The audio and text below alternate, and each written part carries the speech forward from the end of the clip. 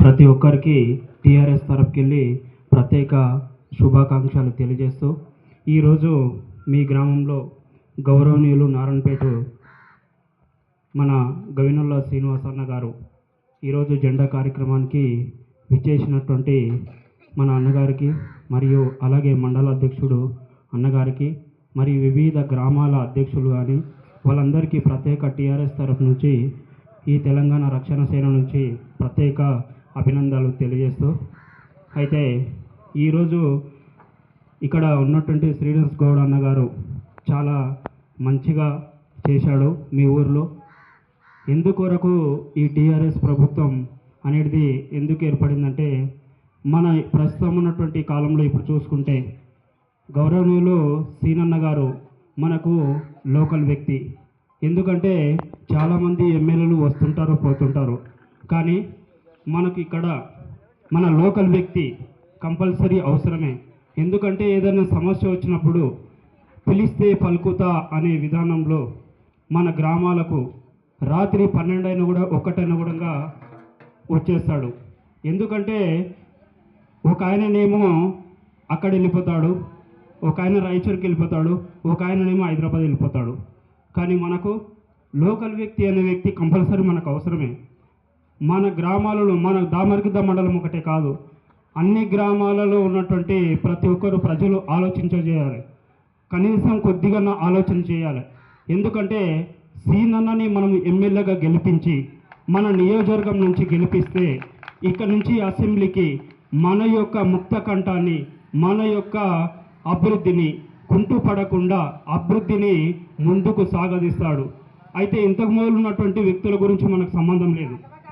ఇప్పుడు ప్రస్తుతము గౌరవ అన్నగారిని గవినొల్ల శ్రీనివాస్ అన్నగారిని మనం అందరము ఆలోచన చేయాలి. మీరందరూ టీఆర్ఎస్ వేరే బీఆర్ఎస్ ఉండొచ్చు, కాంగ్రెస్ ఉండొచ్చు, ఏదైనా బీజేపీ పార్టీలు ఉండొచ్చు, కానీ మన లోకల్ వ్యక్తి అంటే మనకు దగ్గర వ్యక్తి ఎక్కడో లేదు, మనకు దగ్గరనే ఉంది బాపనపల్లి, పిలిస్తే ఉరుతన వచ్చే వ్యక్తి.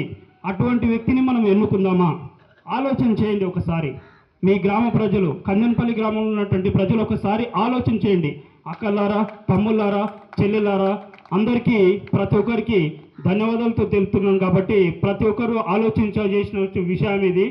అన్నగారు మనకు కావాల్సిన వ్యక్తి కాబట్టి ఇవన్నీ పార్టీలు వేరు, ఏవైనా పార్టీలు ఉండవచ్చు, కానీ మనకు మెయిన్ ముఖ్యంగా లోకల్ వ్యక్తి ఎవరున్నారు, మన వాడిని ఎట్లా ఆదుకుంటున్నారు అనే విధానంలో మనం ఆలోచించాలి. ఆ కోణంలో ఏ పార్టీలైనా మీరు బీఆర్ఎస్ వాళ్ళు ఉండవచ్చు, కాంగ్రెస్ వాళ్ళు ఉండవచ్చు, బీజేపీ వాళ్ళు ఉండవచ్చు, ఎవరైనా ఉండవచ్చు, కానీ మనకు పనులు అవుతున్నాయా?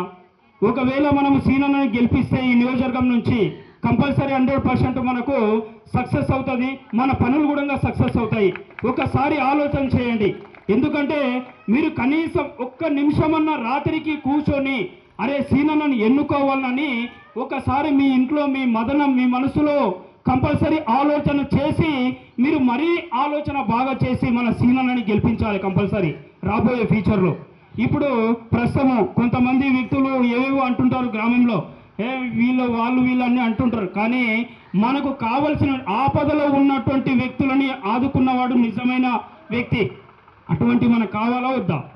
ఆలోచన చేయండి. చూడండి, మీరు ఒకసారి బాగా ఆలోచన, రాత్రికి ఒక 10 నిమిషాలు, ఒక 2 నిమిషాలు ఆలోచన చేయండి. మనకు వ్యక్తి దగ్గరున్న వ్యక్తి అవసరమా? మనకు పనులు అవుతాయా? మనకు దగ్గరున్న వ్యక్తి ప్రతి ఒక్కటి ఆపదలు వస్తాడు అని పిలిస్తే పలుకుతానే విధానంలో ఉన్నాడు. కాబట్టి దయచేసి మీ గ్రామంలో ఉన్నటువంటి యువకులు కానీ, అక్కలు కానీ, పెద్దన్నలు కానీ, వేరే పార్టీలు ఎవరైనా సరే, ఎవరైనా ఉండవచ్చు, ఒక పార్టీని వ్యతిరేకించాము మేము, కానీ సీనన్నని మనము మన నియోజకవర్గం నుంచి గెలిపిస్తే 100% సక్సెస్ అవుతాము. మనకు సమస్యలు కూడా సాల్వ్ అవుతాయి. విద్య, వైద్యం, తర్వాత న్యాయం, ఇవన్నీ ఏ విషయమైనా సరే మన వ్యక్తి సీనన్న గారు కంపల్సరీ తీర్చడానికి ఉన్నాడు. ఎందుకంటే మనం గెలిపిస్తే ఆయనని గెలిపించినామనుకో మన సమస్యలు ఉన్నటివి జటిలం కాకుండా మన సమస్యలను ముందుకు తీసుకెళ్ళి అక్కడ ఉన్నటువంటి అసెంబ్లీలో కూర్చోబెట్టి మన సమస్యలను పరిష్కరిస్తే వ్యక్తి కాబట్టి అన్నీ తెలుసు అన్నకు, ఏం చేయాలో కూడా అన్నకు బాగా తెలుసు. ఎవరో నాయకులు వస్తుంటారు పోతుంటారు, కానీ మనం ఆలోచన చేయాలి. మన వ్యక్తి, మన అన్నగారు, మన తమ్ముడు గారు అనుకోండి, మన పెద్దమ్మ గారు అనుకోండి, మన ఇంటికి పెద్దవాడు అనుకోండి.